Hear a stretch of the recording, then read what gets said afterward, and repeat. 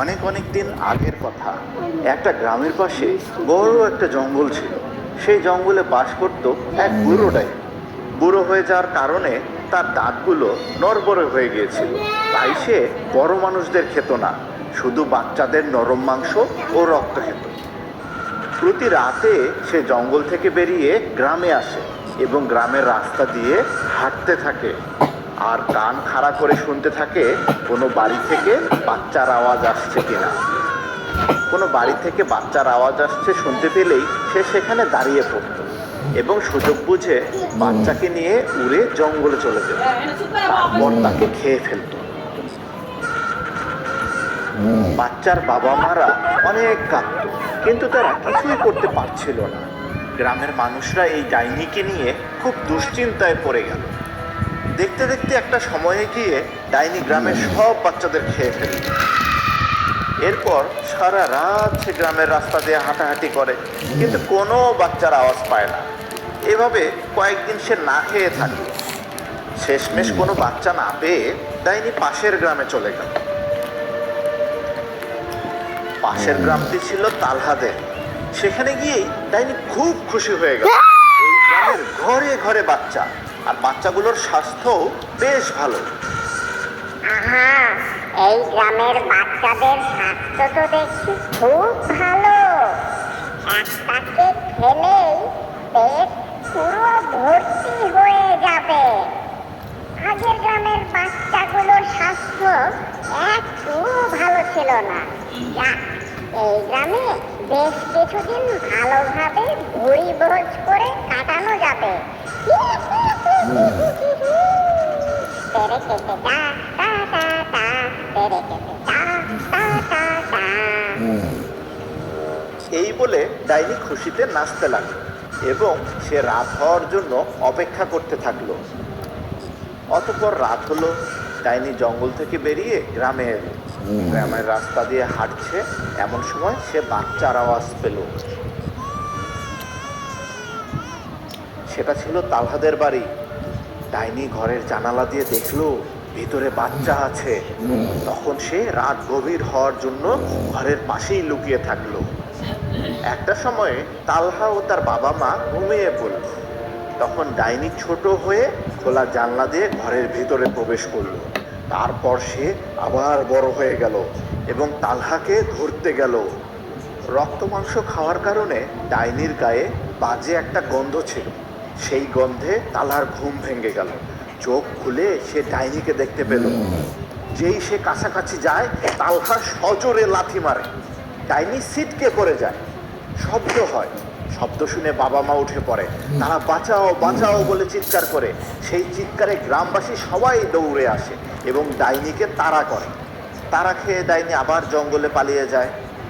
পরদিন ডাইনি আবারও গ্রামে এলো, কিন্তু একই ঘটনা ঘটলো।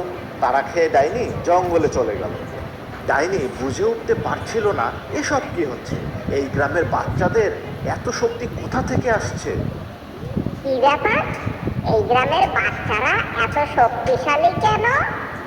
আমার মতো ডাইনিকে কিনা লাথি মেরে ফেলে দেয়।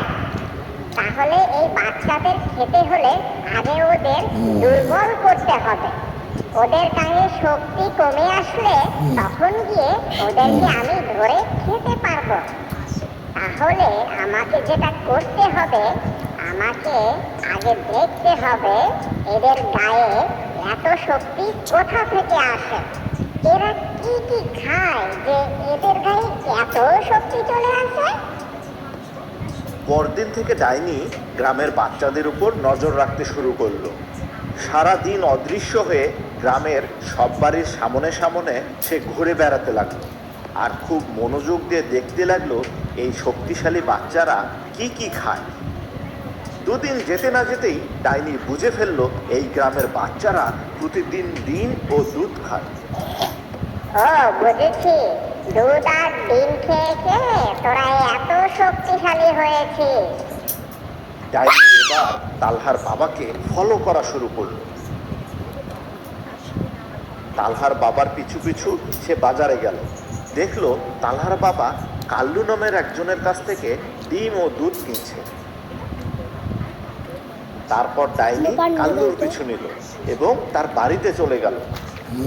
সেখানে গিয়ে ডাইনি বুঝতে পারলো কাল্লুর অনেকগুলো হাঁস মুরগি ও গরু ছিল। হাঁস মুরগিগুলো প্রতিদিন ডিম পাড়ত, গরু দুধ দিত। কাল্লু সেগুলো বাজারে নিয়ে গিয়ে বিক্রি করত এবং তার সংসার চালাত। এদিকে গ্রামের মানুষজন সেই দুধ ও ডিম কিনে নিয়ে গিয়ে প্রতিদিন তাদের বাচ্চাকে খাওয়াত। এই জন্যই গ্রামের সব বাচ্চারা এত শক্তিশালী ও স্বাস্থ্যবান। দাঁড়া, এবার আমি তোদের ডিম আর দুধ খাওয়া বন্ধ করার ব্যবস্থা করছি। ডিম আর দুধ খাওয়া বন্ধ করলে তোদের গায়ের শক্তি কমে আসবে। তখন আমি তোদেরকে ধরে নিয়ে গিয়ে মজা করে খেতে পারবো। তেরে কেটে টা টা টা টা, তেরে কেটে টা টা টা টা। তারপর থেকে ডাইনি প্রতি রাতে কাল্লুর বাড়িতে যেতে লাগলো। হাঁস মুরগিগুলোকে চিপে চিপে ডিম বের করতো আর সেগুলো খেয়ে ফেলতো এবং গরুর দুধও খেয়ে ফেলতো। সকালে উঠে কাল্লু মুরগির ঘরে গিয়ে দেখে একটা ডিমও নেই। তারপর কাল্লু গরুর কাছে যায় দুধ দোয়াতে। সেখানেও সে কোনো দুধ পেল না। কি রে, তুইও কোনো দুধ দিলি না? এসব কি হচ্ছে আমার সাথে? এভাবে প্রতি রাতে ডাইনি এসে হাঁস মুরগির ডিম ও দুধ খেয়ে যায় আর কাল্লু সকালে কিছুই পায় না। দেখতে দেখতে এক সপ্তাহ চলে গেল। কাল্লু ডিম দুধও পায় না, বাজারে গিয়ে বিক্রিও করতে পারে না। এদিকে বাজারে ডিম ও দুধ কিনতে না পেরে তালহার বাবা ও গ্রামের আরো লোকজন কাল্লুর বাড়িতে এলো। কিরে কাল্লু ভাই, কি হয়ে গেল তোমার? বাজারে ডিম দুধ বিক্রি করতে আসছো না কেন? বাচ্চারা ডিম দুধ না খেয়ে খেয়ে তো দুর্বল হয়ে পড়েছে। আর বলো না ভাই, কেউ একজন প্রতি রাতে ডিম দুধ চুরি করে নিয়ে যাচ্ছে, আর এটা এক সপ্তাহ যাবত হয়ে আসছে। তাহলে আজ রাতে না ঘুমিয়ে তুমি পাহারা দাও, দেখো কে সেই ডিম চোর। হ্যাঁ, আজ তাই করব। কাল্লু রাত হওয়ার জন্য অপেক্ষা করতে থাকে আর রাত হলে সে না ঘুমিয়ে জানালার পাশে বসে পাহারা দিতে থাকে। তারপর রাতে যা ঘটলো তা দেখে কাল্লুর হুঁশ উড়ে গেল। সে দেখলো গভীর রাতে ডাইনি এসে সব ডিম ও দুধ খেয়ে নিল এবং আবার উড়ে চলে গেল। পরদিন সকালে কাল্লু গ্রামের সবাইকে এ কথা জানালো। সবাই চিন্তা করতে লাগলো কিভাবে এই ডিমচোর ডাইনিকে তাড়ানো যায়। কিন্তু অনেক চিন্তা করেও কেউ কোনো সমাধান খুঁজে পাচ্ছিল না। তালহাও সেখানে উপস্থিত ছিল। হঠাৎ তার মাথায় একটা বুদ্ধি আসে। সে বলে, বাবা, আমার মাথায় একটা বুদ্ধি এসেছে। কি বুদ্ধি বলো? আমরা ডিমের মতো দেখতে একটা শক্ত পাথর ওই মুরগির ঘরে দিয়ে রাখবো আর গরুকে মরিচ খাইয়ে রাখবো। তারপর যখন সেই ডিম চোর ডাইনি আসবে তখন মজাটা পাবে। এই বুদ্ধি কাজ করবে কিনা এই নিয়ে অনেকের মাঝেই সংশয় দেখা দিল। কিন্তু কিছু না করার চেয়ে কিছু একটা তো করা ভালো। আর তাছাড়া গ্রামের আর কেউ কোনো সমাধানও দিতে পারছিল না। তাই শেষমেশ সবাই তালহার বুদ্ধিতে সায় দিল। তারা ডিমের মতো দেখতে একটা পাথর খুঁজে বের করলো।